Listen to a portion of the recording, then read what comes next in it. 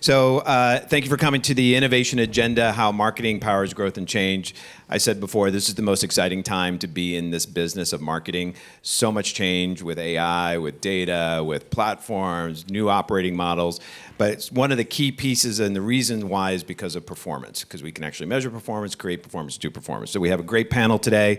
Beyond the click, a closer look at performance operations within the business. Some esteemed leaders here. We'll start on the very end there with Brett Ween, Walmart Connect, Head of General Merchandise, Fashion, and Strategic Growth Verticals.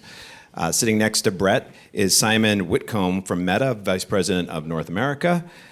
Sitting next to Simon is Natasha Madan, who's the head of marketing for Intuit Credit Karma. And of course, our host today to run this panel is Mosheh Oinounou, founder of Mo.News, CBS, Fox. Great interviewer, and I hope you guys enjoy it. Great. Thank you. Thanks for joining us, everybody, on this first day. I am very excited about this panel. Throughout the morning, we're doing a variety of panels here looking at marketing. This one, very much a closer look at performance operations, going beyond the click, so to speak. A powerhouse group of industry leaders here from some of the most recognizable companies in the world. And one of the things we want to dive deeper in, especially as several of you work with outside brands and companies to help them go beyond the click, so to speak. Brett, Head of General Merchandise, Fashion, and Strategic Growth Verticals. It's a mouthful. At Walmart Connect. Yeah. Fascinating part of Walmart, so valuable to so many brands. Looking forward to hearing more about that. Simon, VP of Global Business Group at Meta. You may have heard of them, where he leads teams of marketing experts who live at the forefront of innovation in the digital advertising space. Simon and I also crossed over briefly. We both were at CBS at one point. And then Natasha, leading Intuit Credit Karma's marketing strategies and initiatives there, overseeing all aspects of the organization, brand, creative strategy, MarTech, advertising campaigns, comms, social events, member acquisition, retention. Where do you find the time? I don't know. Okay. And one thing you share in common is at one point, all of you worked at Meta. That's right. Now Indeed. one of you works at Meta. Yeah. It's a different panel, though, to be done one day. But I want to start with measuring performance, given all the data coming at all of us these days. Everybody seems to be drowning in data right now. Luckily, they're working with some of your organizations to help navigate all of that. Simon, I want to start with you. Yeah. When a campaign runs across so many platforms these days, how are you helping them understand what your platform actually contributed and how to interpret all the data that they're getting? Yeah. And again, going beyond the click, and it's astonishing to me that we're in January of 2026 and we are still having last click conversations, which is a little depressing, but it feels like we are on the precipice of meaningful change. And I think social media is a huge part of the reason for that. Nobody gets onto Facebook or Instagram with the express intention of buying anything, but millions of people do every single day because of our ability to make a prediction of exactly what ad to serve to you on which surface. And it's incredibly effective. Now, the problem is people are going about their day. They have not planned to make a purchase. They are not sitting at home with a credit card. They're on their mobile device. Now, within a last click model, our advertising still looks incredibly effective. But we believe about 35% of the value that is being driven by that advertising is going uncounted. And what happens in many instances is those ads reach their audience as planned. The conversion doesn't happen right there and then later in the day or the next day, invariably they will go to Google, they do a search for that brand, and they will convert. This is an age-old problem, and it's not just about Meta, it's all mobile-based media, and it's all social media. It's TikTok, it's Snap, it's everybody in the category. So what do we recommend? I think there's two things that really come to mind. I think it's measure all touch points. So go beyond just measuring the click. But I think the clear directive that we have is to focus down on incrementality. Incrementality is becoming the gold standard. It is the only way to truly measure the actual impact of your advertising. We have our own conversion lift tool, which allows you to measure the incrementality of your advertising within Meta's ecosystem. But many of our partners, in fact, many people in this room, I'm sure, have a very complex media mix across many different platforms or modes of media. And I think that's where some of these third-party geo-lift providers like House and Measured can be incredibly helpful in allowing you to understand the incremental impact across platforms or across media types. Yeah, explain incrementality further. Yeah, I mean, in very simple terms, it's a way of measuring that the pharmaceutical industry really pioneered, because you have a control group and you have an exposed group. The exposed group will see the advertising message, the control group will not. And then you measure the difference between those two audiences. And it really gives you the true incremental impact of what changed when those individuals were exposed to your marketing message versus those who were not exposed to your marketing message. Brett, I want to talk about Walmart Connect. You guys have an incredible omni-channel footprint.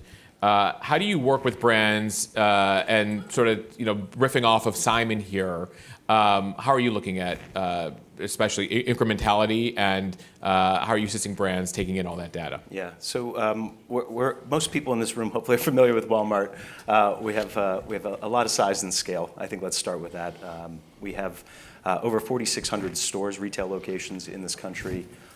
We have over 150 million people every week coming and shopping on Walmart.com or through our stores. So that spins off a lot of signal for us. And those signals to us are, it's kind of core to what we're about at Walmart Connect. And we take those signals and we apply them to media, not just on our own channels, whether it's Walmart.com or Walmart stores, but also through partnerships. We have partnership with Meta, we have partnerships with Pinterest, we have partnerships with TikTok, and leveraging our data that we're able to capture from purchase-based behaviors and browsing behavior, and leverage that data to help provide much more efficient media buying and media effectiveness. And our ability to do that, as well as kind of measure what we call the closed loop component of, did somebody see an ad? Yes or no? Did they actually convert on Walmart.com or in one of our stores? Yes or no? Gives us the very, very unique ability to kind of say, we know what's working and what's not. So our ability to kind of like really lean on our scale and our size and leverage that data, not just in our own ecosystem, but across pretty much the entire web, open web, social, as well as CTV, and any other kind of digital channel, really makes it powerful for our suppliers and our advertisers. So if I have a brand that I'm selling through Walmart.com or in your physical stores, how is Walmart Connect helping me, and what sort of data are you providing those brands? Yeah, so we're drowning in data at Walmart Connect in a positive way. So a good example would be if let's assume you were a carbonated soft drink company and you had lapsed buyers, like buyers who used to buy your product but have stopped and maybe switched to a competitor. We have that intelligence. We have the ability to say, we know who used to buy you. And we can make sure that your message is in front of them, a specific message in front of them, not an individual, obviously, but a cohort, and give you the ability to kind of re-engage with that audience in a way that is unique to Walmart. And it doesn't just happen on Walmart.com. It happens, again, throughout the social media, throughout CTV, throughout any kind of open web connection. We're able to reach that audience. Natasha, we've been talking about these larger platforms. I want to dive into one brand, yours. How are you using data right now to better personalize your product for customers and get them, and how are you getting to know them better after they log in? Yeah, I think we've been at the forefront of it for a long time. Credit Karma was built on the foundation of providing personalized guidance to our members. So for those of you who don't know, we provide financial guidance, we give our members tools, and we walk them through their entire financial journey. So if they want a personal loan, we have that. If they want to get a credit card, we have that. We educate them on the importance of credit scores. So because we do a lot of that, we have to understand what they're looking for and how do we personalize that information for them. So we have a lot of internally, so unlike, what's happening in the outside world, we look at that as media, where there is so much personalization happening. But when folks come to our platform, we want to make sure that we understand their intent. And we have built our data models based off of that intent, so we are serving them the right information at the right time. So are they looking to consolidate debt? Are they looking to get more credit? Are they looking to get a credit card? We need to understand that when they come to our front door, and we serve them those. And our homepage looks very different for different folks, so based on that intent. And then we've also created a lot of data. We have about 80,000 signals that help determine if this person is going to convert or not. And if they're not going to convert or, like, say, get a credit card, can we actually educate them on credit scores? So we call that engagement versus a revenue click. And our models now optimize for both. They used to optimize for one or the other. We do have a holdout as well. So we have like 2% of our traffic is held. And we look at that, and that's a longitudinal holdout. And we look at, we compare that to incrementality to folks who either take an action or not. And that tells us what's working for us and what's not working for us. So we create that whole experimentation system internally. Going inside your brand, I know before this we talked about one of the challenges you mentioned to me was that you were built for millennials, but now you have a younger generation consuming, and you've learned some differences therein. How has the company adapted, and what have you learned as Intuit Credit Karma has grown? Yeah, I think we had to adapt a lot. When Ken Lin founded Credit Karma, his entire focus was around helping younger folks or folks who are thin file to actually educate them on what it meant to get a credit score and have them actually learn more about the financial system. It was just a black box. And a lot of young folks grew up with us. They came in, they grew up with us. Now we are seeing credit scores are commoditized. There's Experian who's giving credit scores. There are credit card companies who give you credit scores, and they are sometimes free, sometimes not. But we were not getting that audience just for us, right? Like, they were going everywhere else. So we needed to make sure that we create that relevance back. And that comes from really being more personalized, being in places where they are not. So we had to really rethink our social strategy. We were not part of platforms like Reddit, et cetera. We are part of those right now.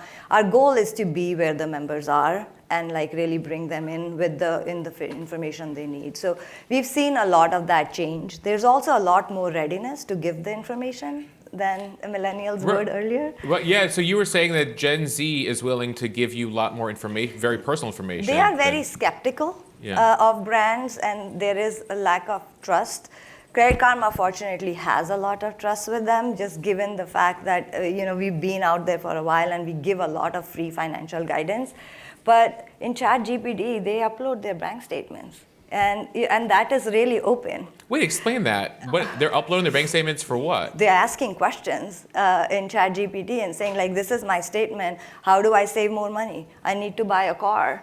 What could I do? And people, their questions, they're like, what is your financial situation like? Before even 3 questions down, they're uploading their statements.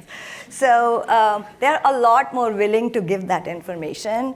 And to that point, we rolled out our app in ChatGPT as well. Right, that was a recent announcement that you're 3 weeks integrated. ago. Yeah, 3 weeks ago. We got to be where they are. And it's funny, we take data privacy so seriously. That's paramount. Customer trust is paramount for us. But the readiness, the willingness that I've seen for folks who, they think it's personalized for them when they actually type in that ChatGPT box. Whereas if Credit Karma says, give me some information, there's hesitation. They're like, what are you going to do with it? So that shift is amazing to see. Yeah, I want to dive further into that, the integration of AI, in particular, Simon, over at Meta. I know the mantra at Meta to brands is that for every $1 they spend with you, they get $3.71 in revenue across advertisers. How is AI, and how are you integrating AI right now, especially as we think about social AI and then integration there? Yeah, so it's we're very, very proud of this statistic that if you put $1 into the Meta machine, it will spit out $3.71 almost immediately. That's how effective the advertising is. But if you lean in to our automation products and the products that are leveraging the most AI, and the product that really comes to mind here is our ASC product, Advantage Plus Shopping Campaigns, that number jumps from $371 to $4.52. So that's a 22% increase. Now, that product really does three things very, very effectively. It automates targeting, bidding, and creative. And what it has the ability to do, leveraging AI, is to go through millions or even billions of permutations of those three things to find the pockets of performance.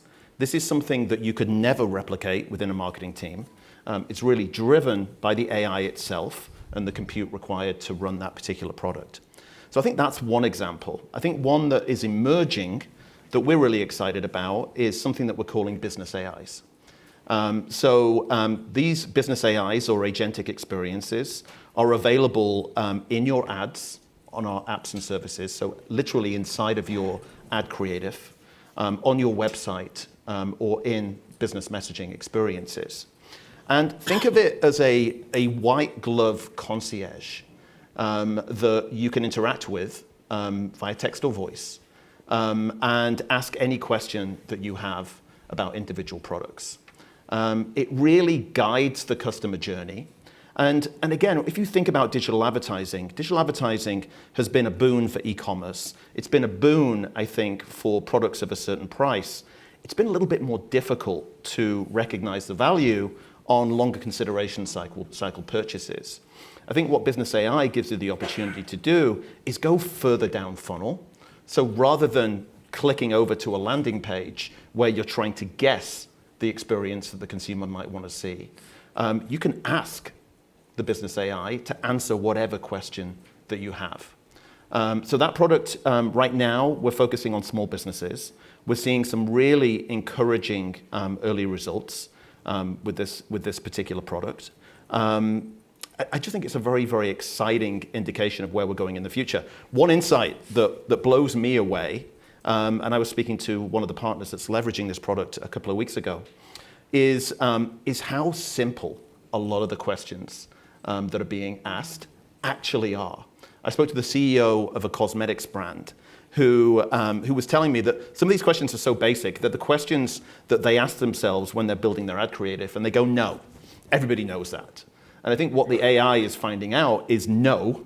As human beings, I think we assume a level of understanding, which isn't necessarily the truth. Do you have an example here? Like what? It was like a blusher, and again, I think to many people it would be instantly identifiable as a blusher, but the question was coming up time and time and time again. Just very, very simple questions about the products and what they do. So you're able to you're seeing what the consumers are asking, you're able to give that feedback to the brands themselves. Yes. And they're able to change their creative around it. Absolutely. Is there a way that brands are utilizing your various platforms, Instagram, Facebook, WhatsApp, differently? Is there a way you tell them to think about your platforms? Yeah, I think one of the things that we're going through right now that we're actually really excited about, ASC has been a massive accelerator for our partners' businesses. That automated product has been really good, but it's really a one-size-fits-all approach built around a conversion. Now, we know that many of the businesses we work with want to go beyond a conversion. So we're starting to experiment with different forms of optimizations. So one of them is a value-based optimization. So the ability to not just optimize against a conversion itself, but the ability to optimize for ROAS, to find those highest value conversions within our system. That's one area where we're investing a lot right now. Another would be our omnichannel product, really allowing partners to optimize for an omnichannel experience. If they are more likely to convert on e-com, delivering them an e-com experience. If they are more likely to convert in a physical brick and mortar store, giving them that store experience and allowing them to know the availability of certain products within that specific store location. So I think those are some of the products that we're really excited about as we go into this year. Brett, how are you guys thinking about AI over at Walmart Connect? We think about it a lot. Yeah, there's from Walmart Connect's perspective, we obviously again sit on a lot of data, and it's not just traditional media metrics, whether it's impression delivery or clicks, et cetera. We have all the sales information in there as well. So you take all of that, you put it into a giant cocktail. There's a lot to decipher from there. We've just launched a new AI assistant in our ad center called Marty.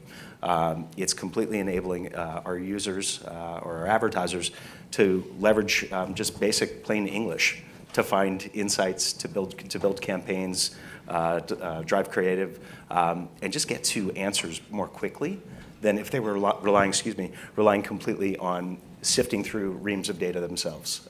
It would take a lot of time. What specifically is Marty telling brands? I think it's basically just giving them the actions that they're looking for. I don't have specific examples, of what they're actually asking, but I do know that since its launch, about 97% of all the questions that are being asked are unique. And that's really telling. It's kind of similar to what you're talking about with L'Oreal. It's like everybody, whether it's Simon, whether it's me, whether it's you, we all have different ways of looking at data and asking about that data. So with Marty on top of our sponsored search program, it's saying that 97% of all questions being asked are completely unique, which is really, really telling to us that no matter how much brain power we put against it or compute we put against it, we're never going to have all the answers in a templatized format. We're going to need to allow AI to do its work. Natasha, curious when it comes to AI at Intuit Credit Karma, especially as you look to maintain trust, especially with some sensitive financial data, how do you prevent backlash but also lean into AI? Yeah, I think we are using AI. We've been using machine learning models for a long time, and I think now we've kind of stepped it up. The thing that we are doing right now is, for example, tax season, right? Like top of mind. We are asking our members to upload their tax documents or ask questions about tax. We call it the tax assistant. Will I get a refund here? Can I get a credit here or there? And those questions are all answered by them. We have that information. They trust us with that information. And then we actually help them file those taxes. Most of the taxes, which we call DIY, do it yourself, are done within 30 minutes or less. And that's like a game changer, because the biggest problem is uploading the information and asking those questions. And when we educate them and get them going fast, we get that information, we file the taxes. Once the taxes are filed, and if they get a refund, what we've launched is a refund assistant. And we give them guidance on how they could use that refund. They could put it in this bank, they could get high yield savings. If they actually banked it, they could pay their personal loan, whatever that may be. And folks because it's so personalized and it is adding value, folks are willing to give us that information, ask those right questions, and actually take action based off of that. So it's a balance. What we are learning is similar to what you were saying, Brett. If you are getting value out of what we are providing you and the questions that you're asking or the actions you're taking, there is more openness to giving that information, and they're less concerned about privacy. So AI really helping to build brand trust. For sure.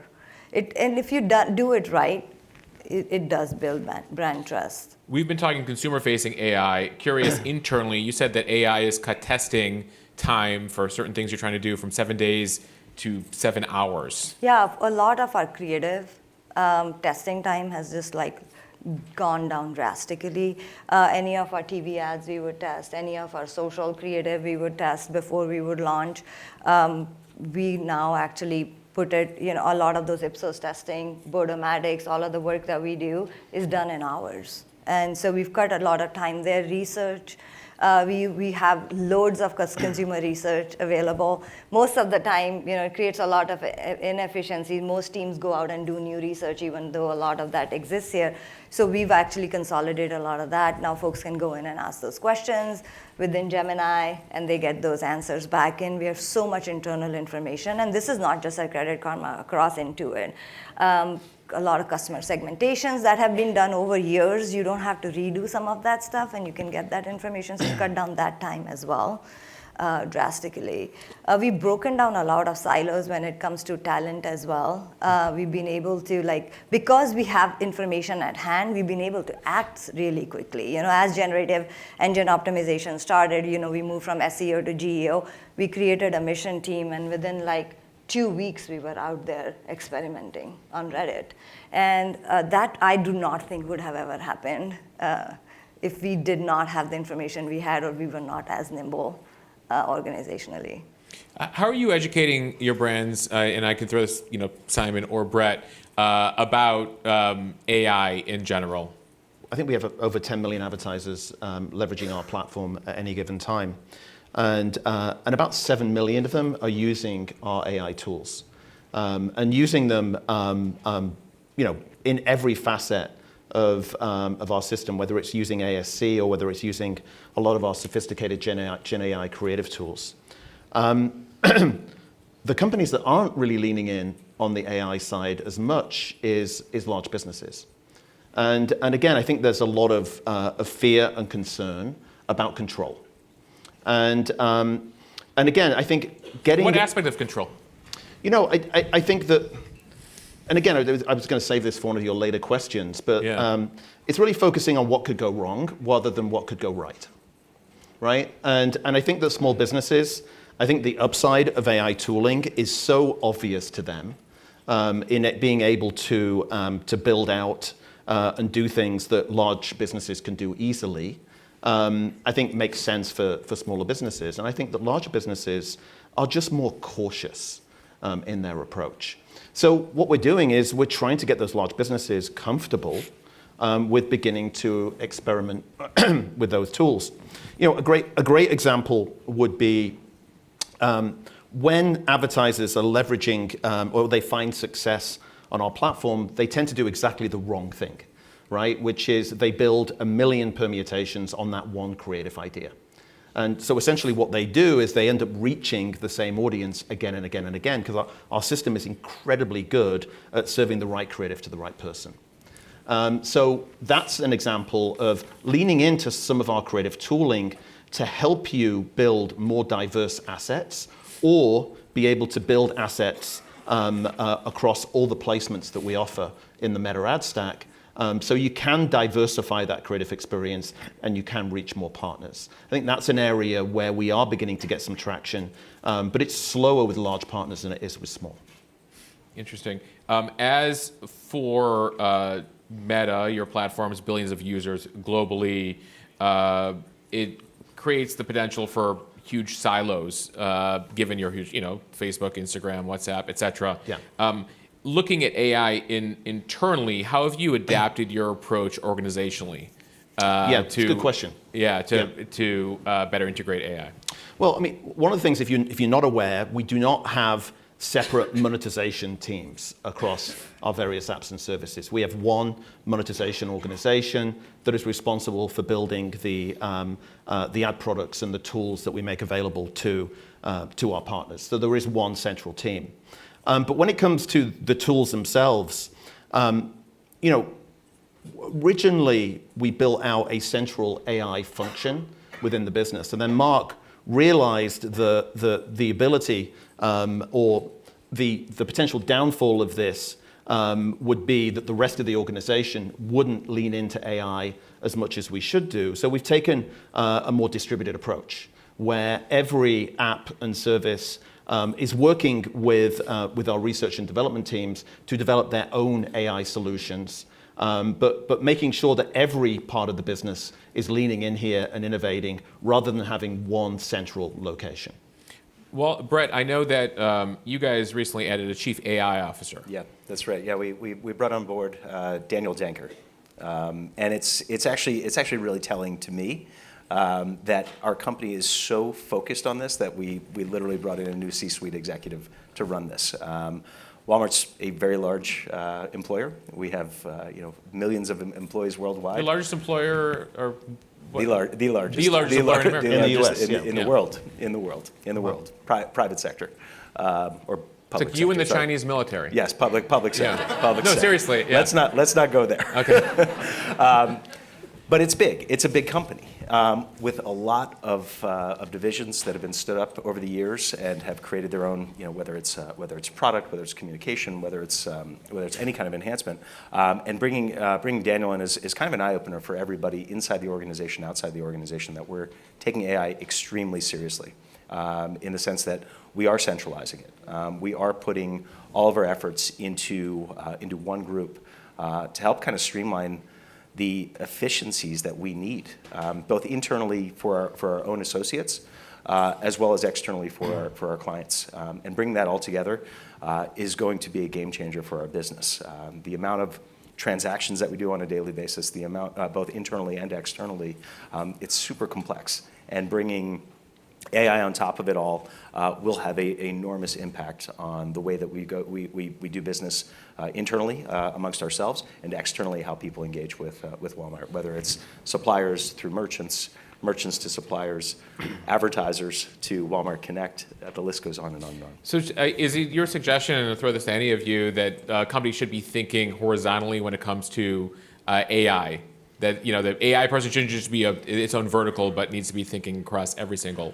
I think there are nuances, and I think that's what Simon's getting at. I think there's probably some foundational elements that can be consistent across divisions, but there are nuances. There's a very different nuance between Walmart Connect and Walmart proper, or Sam's Club.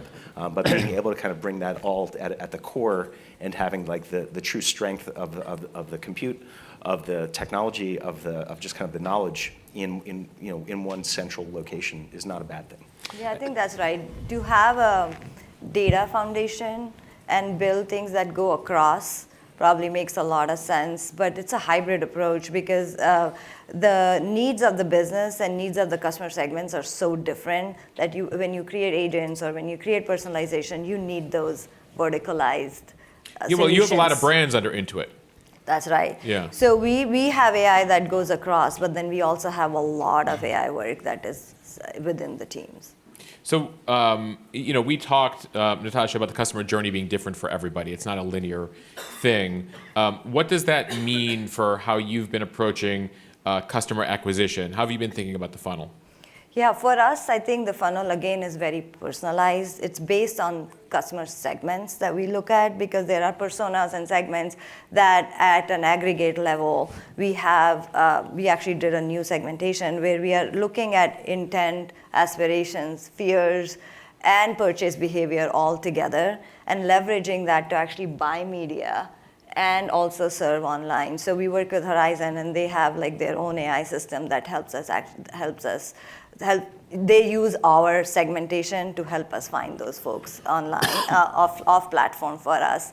And then when they come here on our platform, there is so much understanding and personalization because of the information we have that these journeys are very separate for us.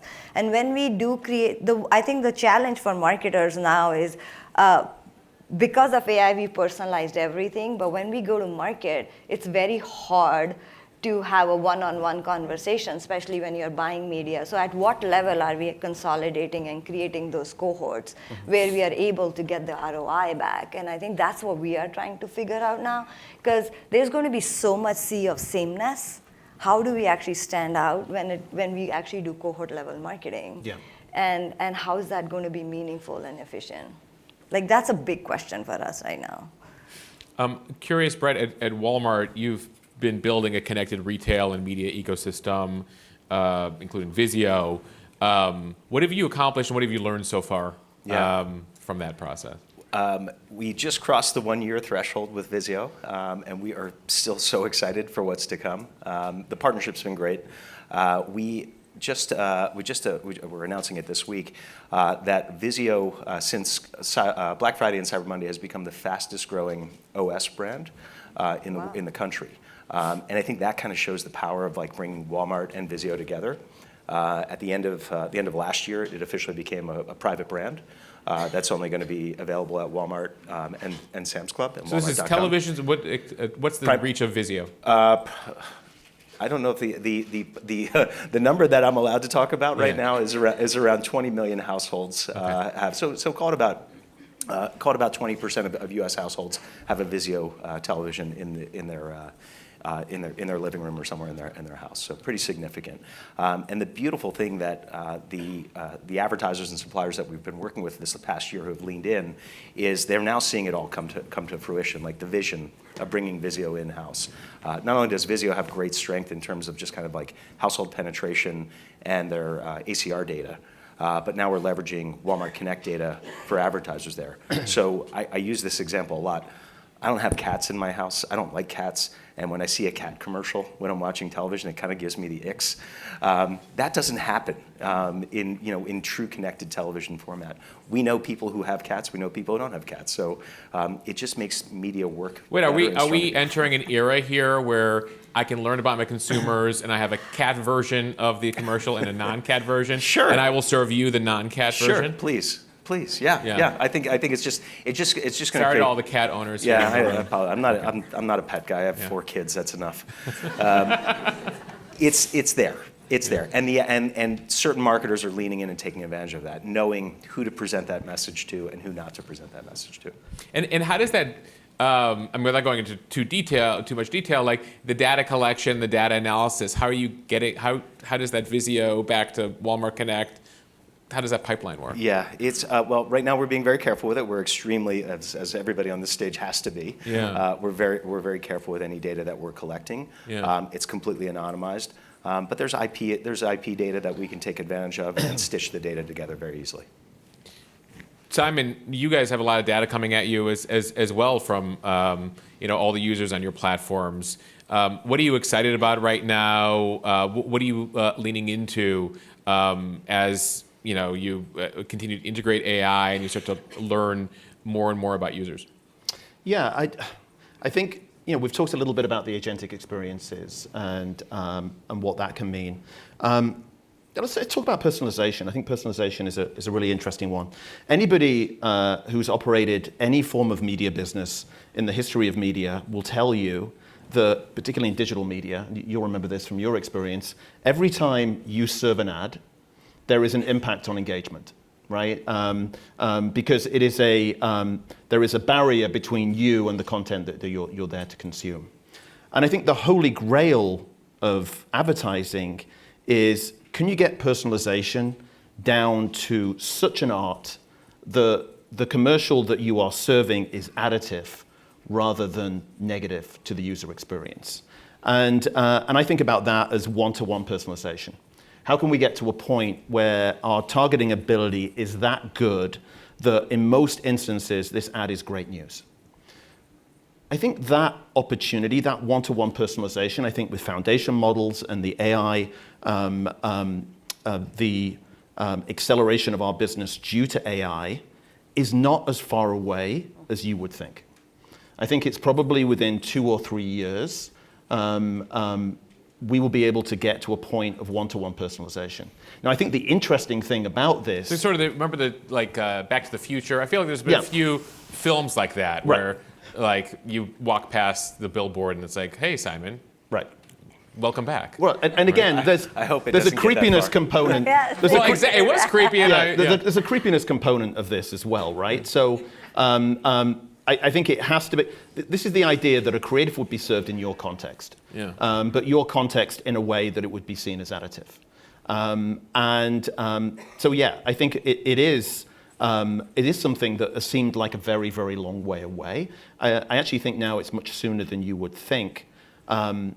But I think one of the interesting things about that is this notion of creative supply chain is going to become more and more important.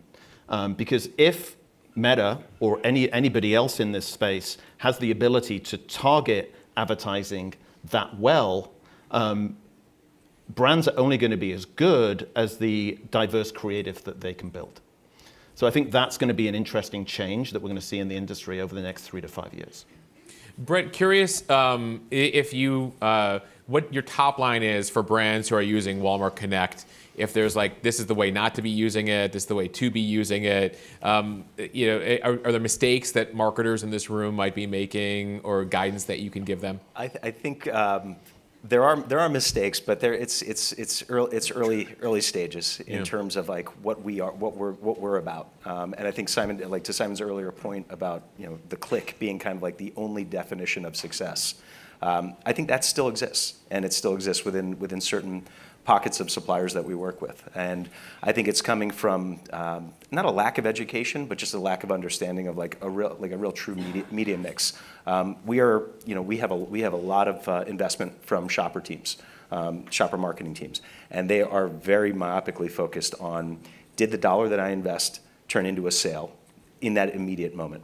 Not all of them, but most of them. Do you have a Walmart machine conversion like Meta for every dollar? This is what they bring in? It varies greatly based on SBU, to be honest with you. So I can't give you a specific, and it varies greatly even as you go layers deeper. So my world is pretty robust. It's everything from fashion brands to consumer electronics, telco, toys, motor oil companies, cooler company, everything in between. So it varies greatly. But I will say those that are looking at us and kind of pulling back a little bit from just that last click mentality are starting to find success. So they're saying, okay, if I invest in something like Vizio for CTV, or I invest in Meta using Walmart data to drive awareness, to drive consideration, they're starting to kind of monitor the uptick that they're seeing in search volume for their particular brands on Walmart.com. And that to me is like the best kind of flywheel that we'll eventually get to, where it's, okay, there's an investment, a quantifiable investment that somebody is pushing in traditional kind of upper funnel or mid funnel placements that they're actually stitching to a lower funnel conversion later on. And we're able to do that very easily. Natasha, I want to end with you. How are you thinking about your media mix these days in terms of your owned and operated platforms? How you're looking at third-party platforms to continue to grow Credit Karma? We are behind an auth, so there's a lot of our owned and operated platform work that we do that does really well for us. Our emails, our notifications, SMS, all of that.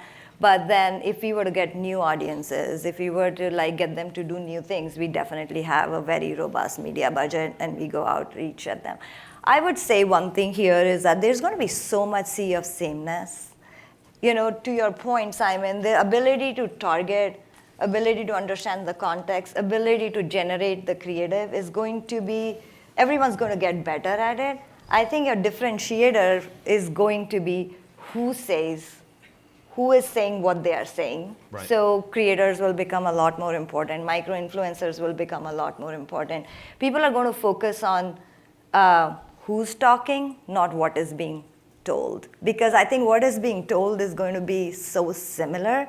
It's becoming such a science that I do not know how we will differentiate it anymore. And probably that's where the brand comes in and the trust comes in, is like who's speaking and why are we speaking what we are speaking. That makes more sense, and people are probably going to trust that. And I think that's where we are trying to push our teams to really understand what's our purpose. Why are we doing what we are doing? So anything that comes out is a lot more directed, personalized, and emotional, versus if it's very clinical, it's not going to be different. I completely agree, right? Yeah. I mean, the sea of sameness is the concern. It's happening already right now. And again, I think creators are a huge differentiator. Correct. And allowing somebody with influence, and I love the fact that you're saying micro-influencers as well, to be the voice of your message. Yeah. I completely agree. All right, we will end it there. Thank you, guys. Thank you. Let's give it up. Thank you. Thank you.